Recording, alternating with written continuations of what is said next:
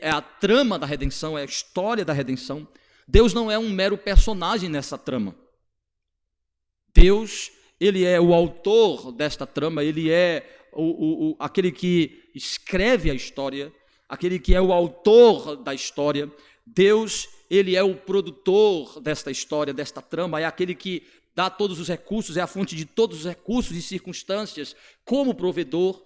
Ele é o autor, ele é aquele que vai promover, ele é aquele que está promovendo através dos seus recursos, mas também ele é o diretor, o que conduz, o que estabelece o papel, o lugar de cada um na história, mas também ele é o próprio protagonista dessa história.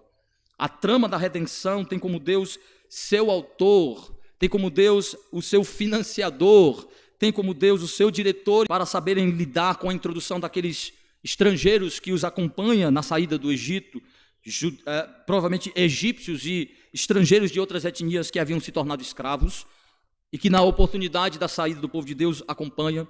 Então o Senhor orienta como essas pessoas devem ser admitidas, introduzidas no povo de Deus, mostrando os sinais da aliança, mostrando a doutrina do pacto, mostrando as promessas de Deus e o sinal desta aliança para que eles possam participar.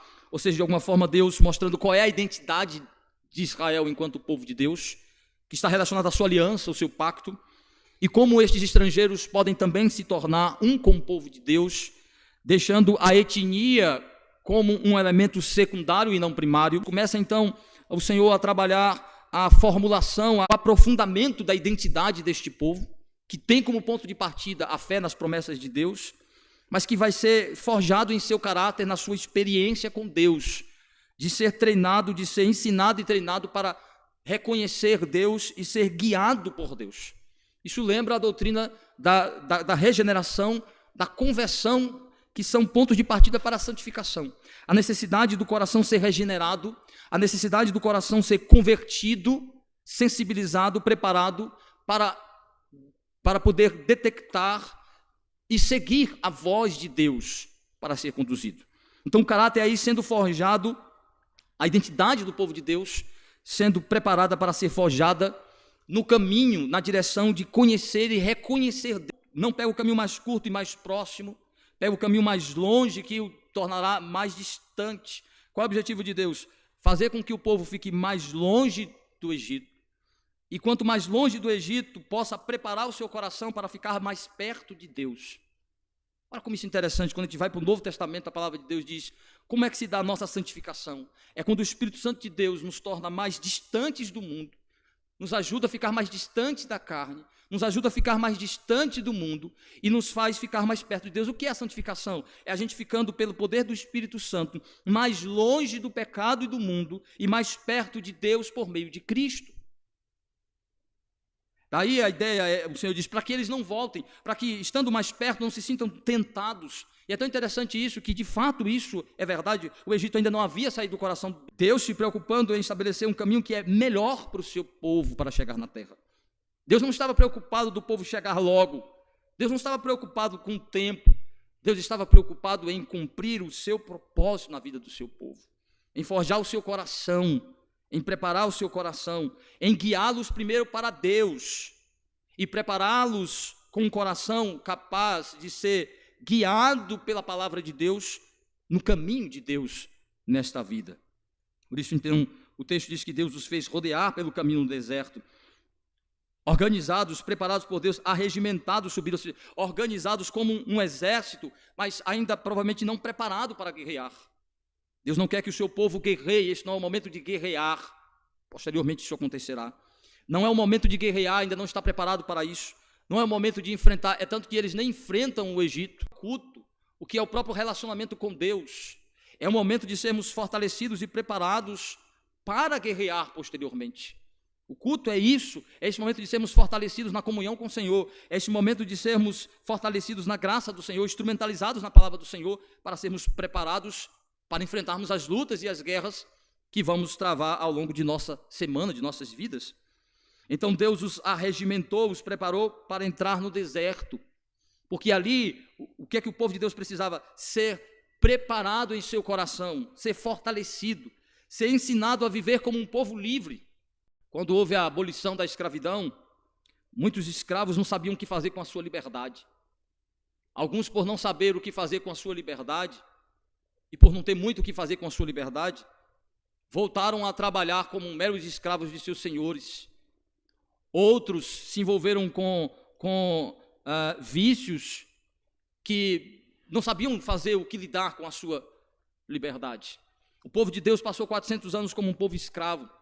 Está aqui sendo preparado e conduzido por Deus para saber, primeiro, compreender o que é a sua liberdade, qual é o propósito de sua liberdade, como lidar com a sua liberdade em Cristo.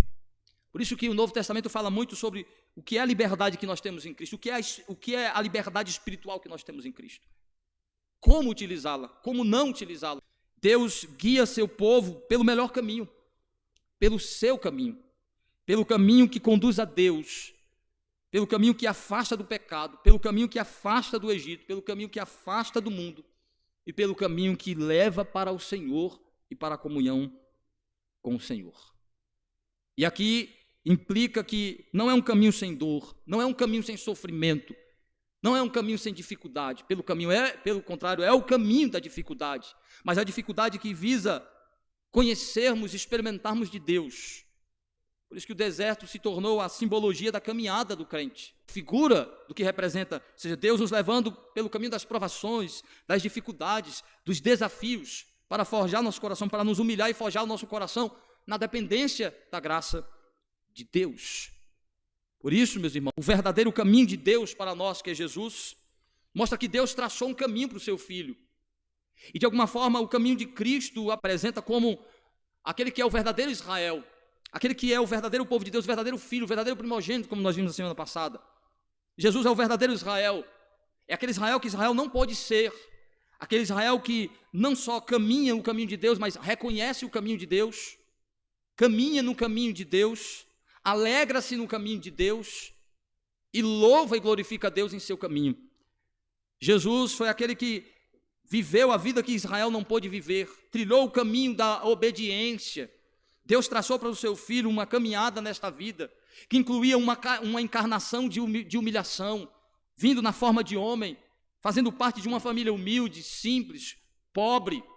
O caminho da humilhação vitorioso, porque era o caminho do Pai, era o caminho de Deus, era o melhor caminho, porque o caminho de Deus traçado para ele. E qual foi a conclusão? Ele se tornou o caminho espiritual de Deus para nós. Ele que caminhou o caminho de Deus como Messias, ele que caminhou o caminho de Deus como Filho, ele que caminhou o caminho de Deus como servo, como Israel, que Israel não pôde ser. O caminho da obediência, que o apresentou como aquele que estava no mundo, mas distante espiritualmente do mundo, como aquele que estava no mundo, mas não pertencia ao mundo, como aquele que estava no mundo, mas não tinha comunhão com o mundo, aquele que estava em comunhão com o Pai, porque caminhava com o Pai.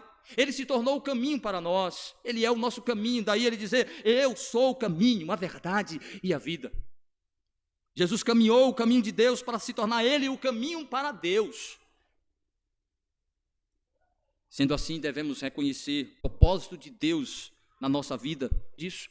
José confia na fidelidade de Deus, José confia no cumprimento das promessas de Deus. Ele está aqui exercitando o que os escritores hebreus chamam de a fé verdadeira, confiando naquilo que não se pode ver, esperando aquilo que não se vê, mas tem plena certeza por quem prometeu, por causa de quem prometeu o Senhor.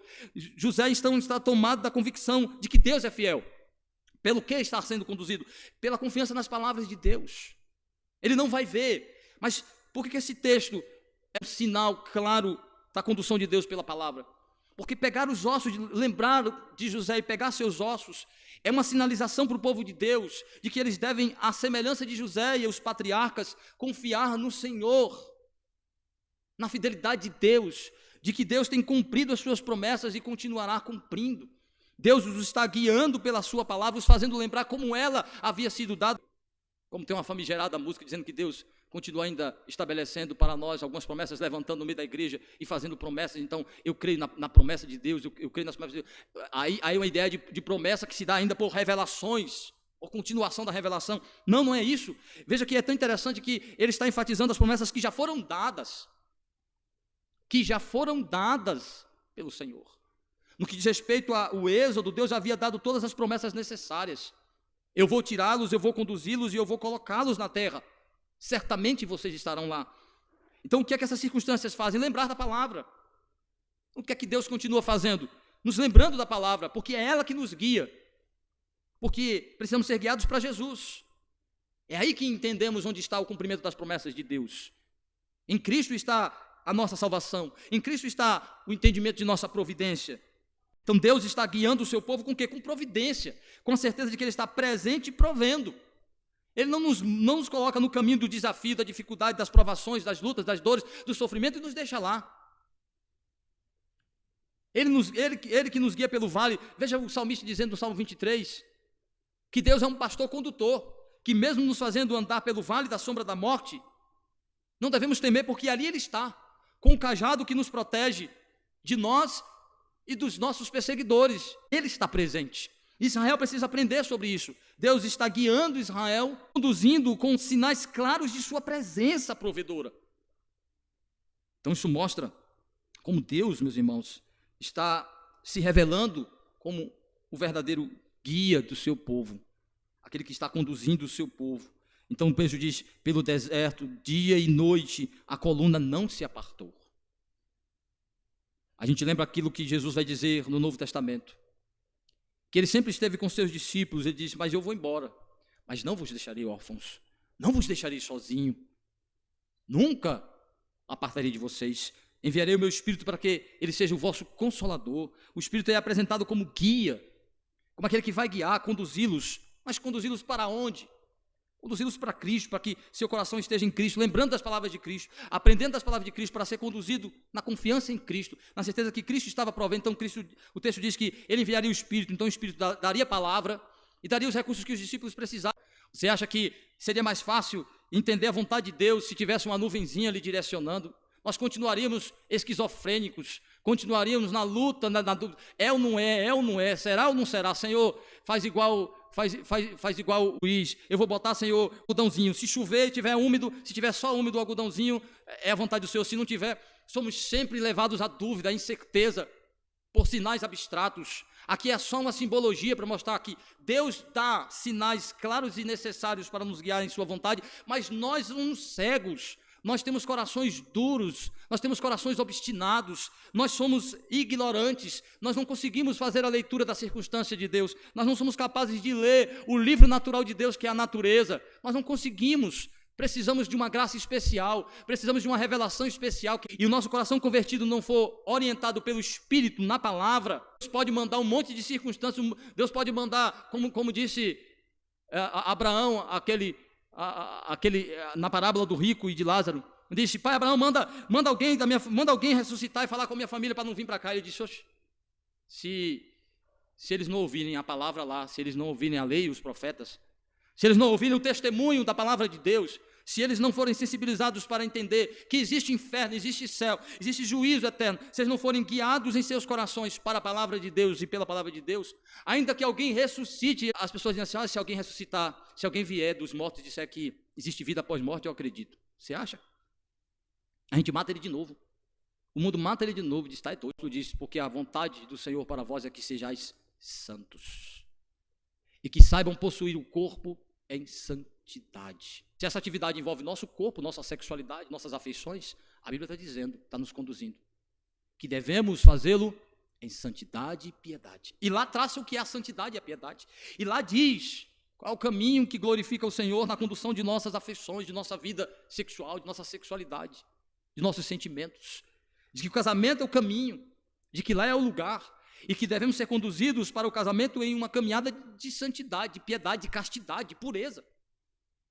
Então, a palavra de Deus já nos guia, já nos dá o guia, já nos dá a direção. Então, tudo isso é simbologia de como Deus usa a sua palavra para nos guiar para o caminho da salvação, que é Cristo, e em Cristo entendermos o conduzir e a providência de Deus em nossas vidas.